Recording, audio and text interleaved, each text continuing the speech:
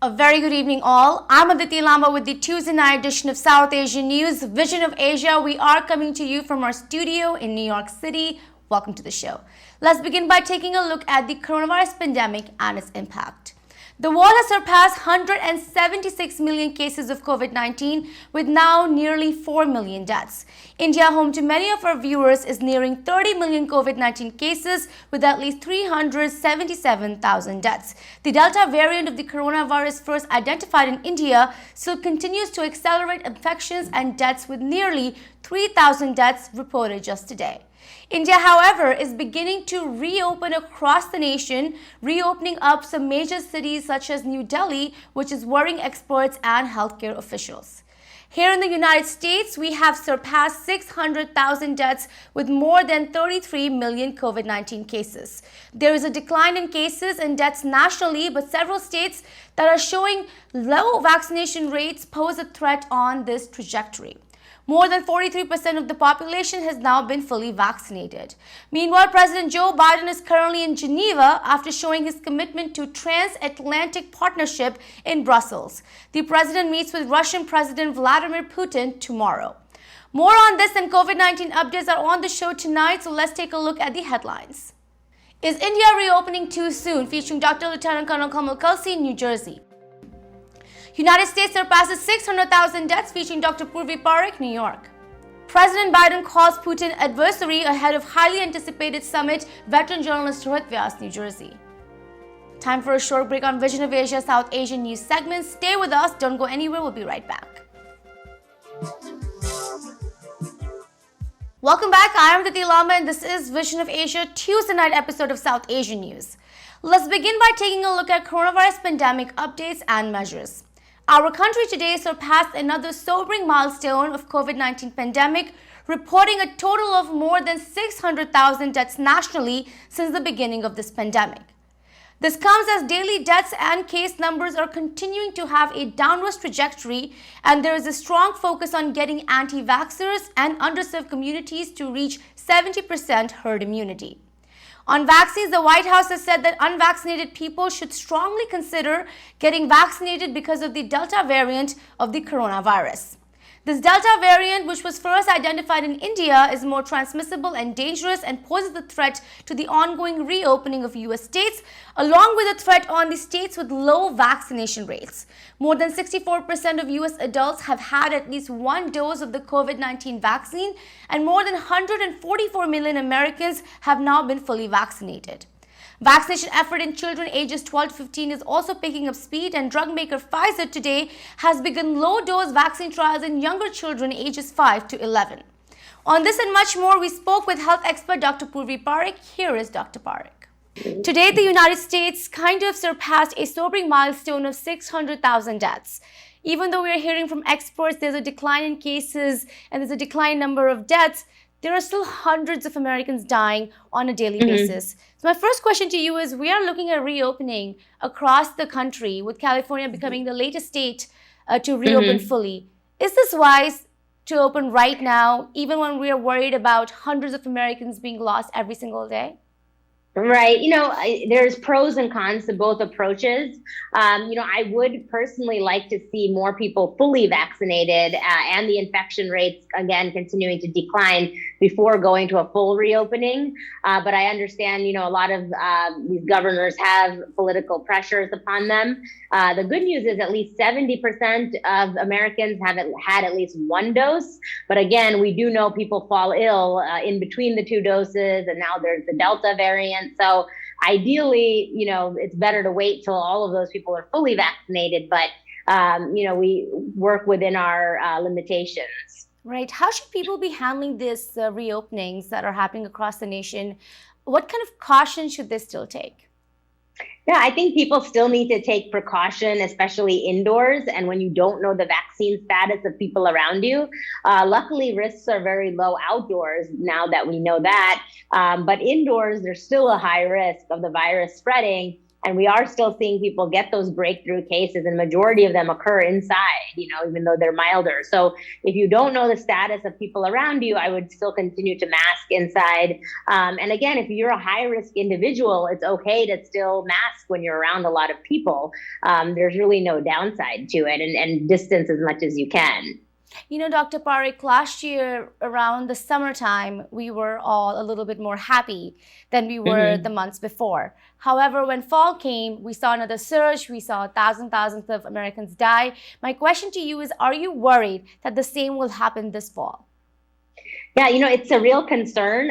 We are in a little bit better position versus last summer since we didn't have any vaccine. Nobody was vaccinated. So at least now we're heading into fall and winter with hopefully the majority of the population vaccinated, but that will depend on if all those 70% go and get their second dose.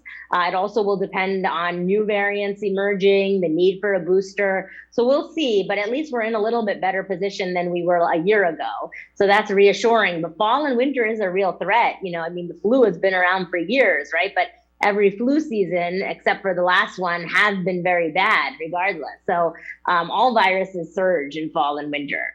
This is happening while vaccination rates have been seen slowing down, and they're also being seen very low in several states. Most of them happen to be GOP states, or red states as we call them. My question to you is, I read in a study where it said about 29% of Republicans don't wish to get this vaccine. What will be the impact of these anti-vaxxers on us? What can it do to this downward trajectory that we're seeing of cases and deaths?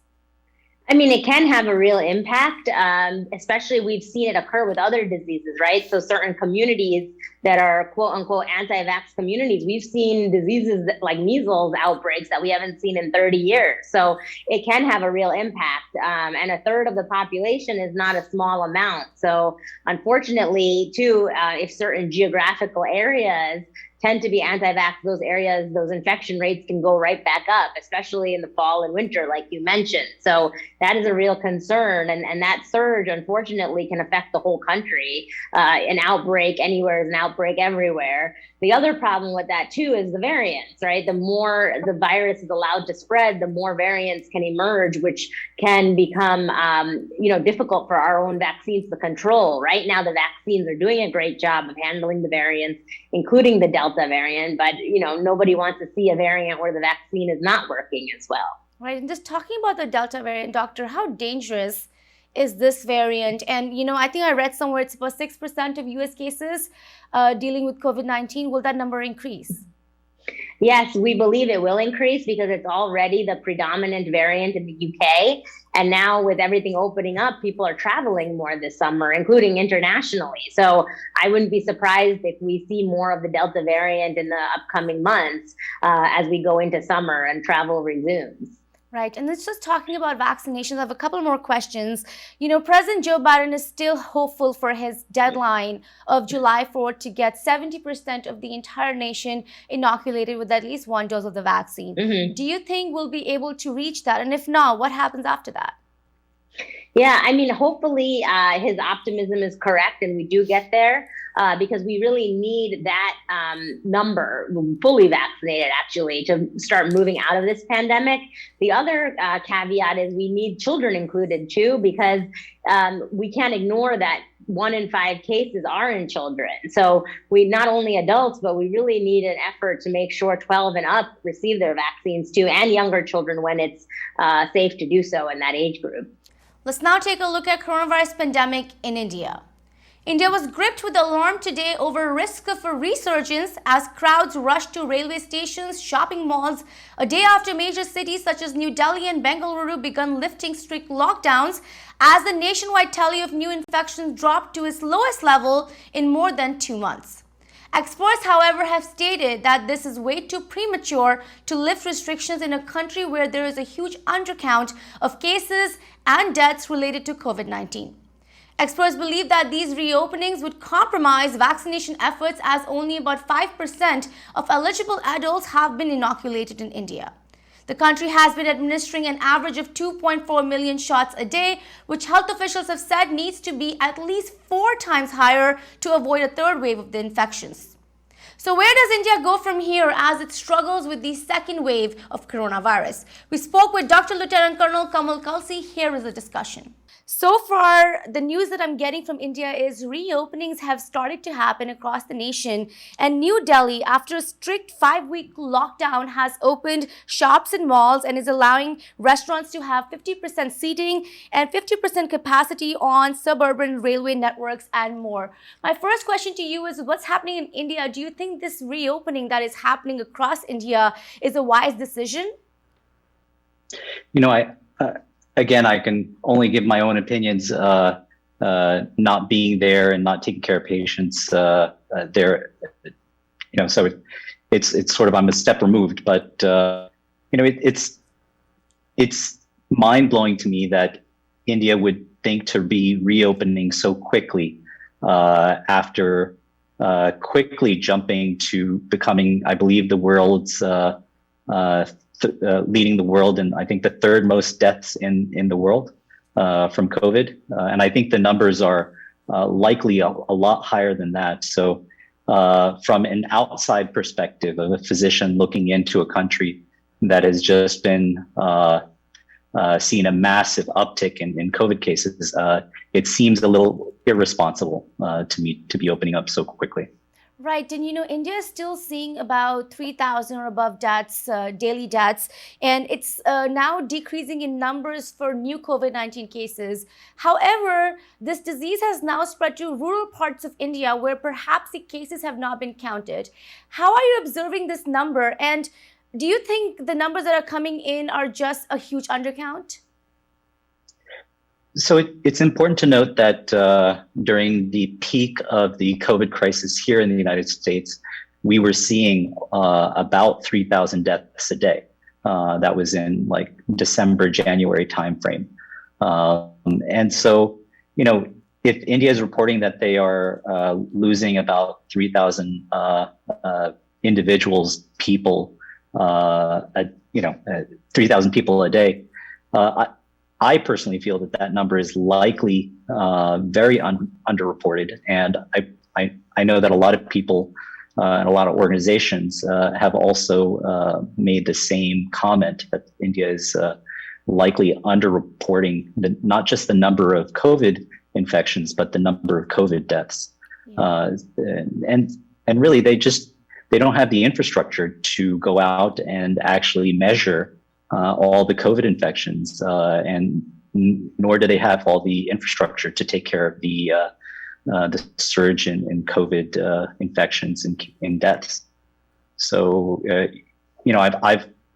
I as well as I know a lot of people have friends and family in India, so we're in touch with them on a regular basis, almost every day. We hear from them, and the reports from from their accounts from all over India is that, look, there's still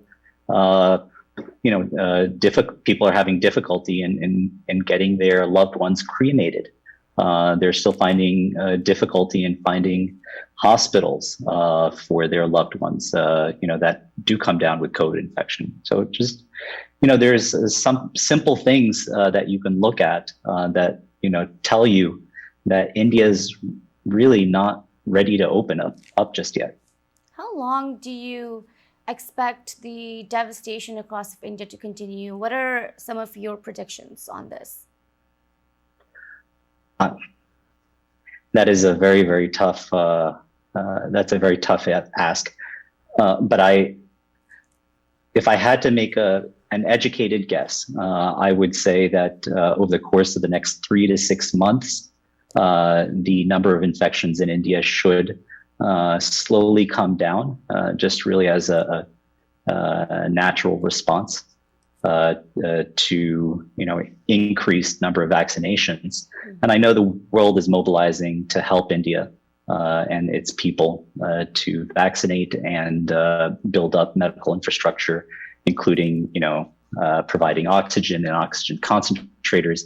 I know that the Sikh community and Gurdwaras in India are doing a fabulous job of helping to support some of that medical infrastructure. So we'll hopefully, 3 to 6 months down the road, be in a better place. It's now time for a short break on Vision of Asia, Voice of the Community. We'll be back shortly. And welcome back. I am Diti Lama, and this is Vision of Asia South Asian News segment. In politics and more, today, as a part of his first foreign trip since holding the office, President Joe Biden participated in a United States-European Union summit in Brussels, showing his commitment to a strong transatlantic partnership based on shared interests and values. European Council President Charles Michel said that this is only the beginning of a stronger relationship and called the president a partner they can rely on. The president now has arrived in Geneva, where he is scheduled tomorrow to hold a highly anticipated summit between him and Russian President Vladimir Putin. Both leaders say that they hope the Geneva meeting can lead to a stable and predictable relation, even when they remain at odds over many things. More on this, we spoke with ITV Go senior political commentator Mr. Rohit Vyas. Here is Mr. Vyas. Mr. Vyas, the first question has to deal with President Biden's ongoing foreign trip. It's his first trip, and currently he's in Geneva. Yesterday he was with his NATO allies, and tomorrow he will meet with Russian President Vladimir Putin. So my first question to you is, how did you look at his meetings with the NATO allies? And do you think some trust was gained for the United States through NATO? And my second question to you is, what are you looking at for today in Geneva? Well, today there's not much going to happen in Geneva, except he'll have a meeting with the Swiss president, and he's going to have some consultations before the talks with Putin, which are tomorrow, which is going to be Wednesday, where they're going to have the talks. And that's the most all-important reason for Biden's visit. As to the meeting with, the G7, NATO, and, and the EU, the European Union, they've gone well for the moment, for this administration for the time being. Whether it's going to hold up in the long term, whether this administration is around or there's another one, we don't know. We're going to have to wait and see. But President Biden has been able to regain some of the trust that was lost between the allies.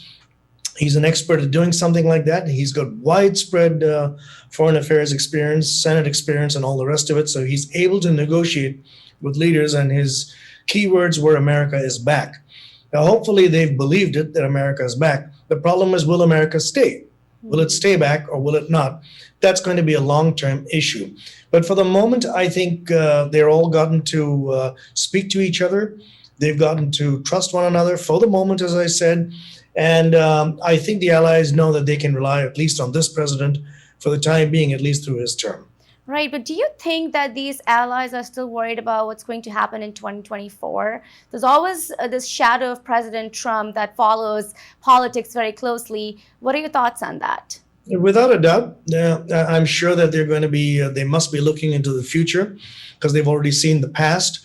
And they know that this is one administration, but should there be another administration, whether it's Donald Trump or any other administration besides Joe Biden, there is now the feeling, I believe, around the world that you got to watch each administration as they come in the United States to be able to know how to deal with them. You cannot predicate any of your dealings on the past or on a previous administration, but in the future, you're going to have to deal with a brand new administration.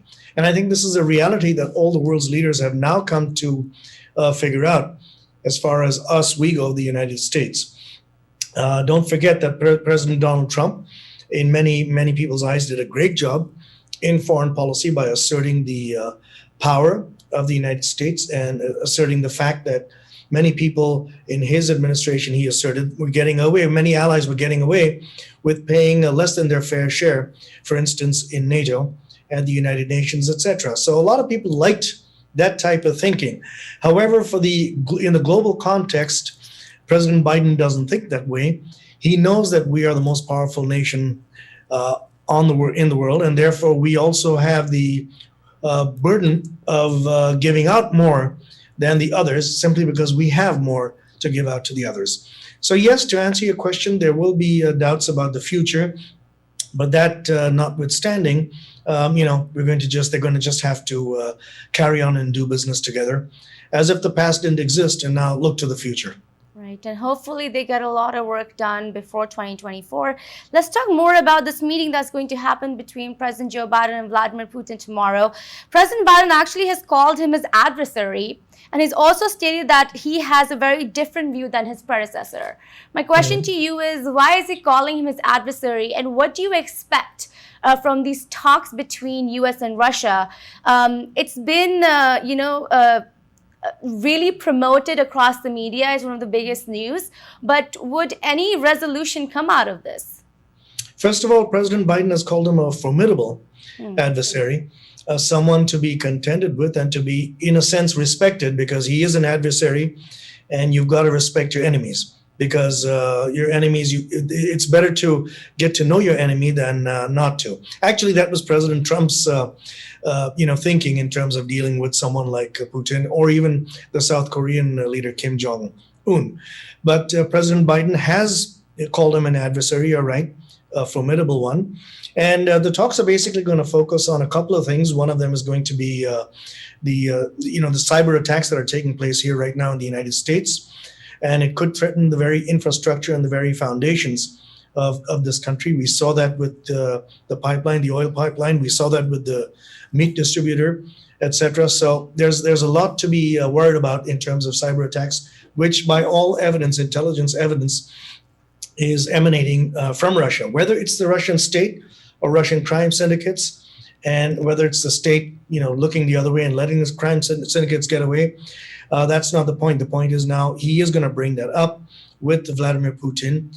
And I think what's going to happen in that case, if Putin does not, and I don't expect him to admit that there's any state involvement, if it is indeed Russian crime syndicates, I think what Biden's going to do is try to reach out to Putin and say, look, let's both have our law enforcement work together to deal with this situation, because it's not good for either country. So that's one of the issues.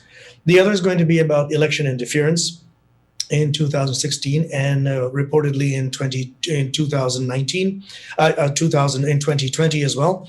And so he's going to be confronting Vladimir Putin with that. He's also going to be talking about prisoner swaps. There are a couple of U.S. Prisoners in Russian prisons, and the same for Russian citizens in U.S. prisons. They're going to be talking about swapping those folks. They'll probably also discuss strategic arms, nuclear arms reduction, and getting back to, they don't want to go back to a Cold War, so I'm sure both sides would like to reduce any tensions on the military front. So I don't expect any miracles, but I expect this going to be a testing ground for Biden and for Putin himself, because he kind of liked the Trump administration, Vladimir Putin did, and now he's going to have to get to know the Biden administration as a Biden administration. He has met Joe Biden when he was vice president. He has met him when he was a senator, but he's never met him as the president of the United States right now. Right. So I'm expecting a lot of topics. Interestingly, President Biden has been preparing very hard for this particular summit. He has taken it very seriously. He has called in past experts on Russia from the Obama administration, I believe from the Clinton administration, even from the Trump administration. And he has sought all points of view, and they are right now, as we speak today, discussing those points of view in Geneva before tomorrow's all-important meeting. Well, this wraps up our show for the night. Please send us your suggestions and get your voices and organizations on our show. Email us on events@itvgold.com or follow us on Facebook @itvgold. You can also subscribe to our YouTube channel for free access to many of our popular shows. Thank you for joining us tonight from Queens, New York. This is Vision of Asia, and I am Aditi Lamba. Take care and be well.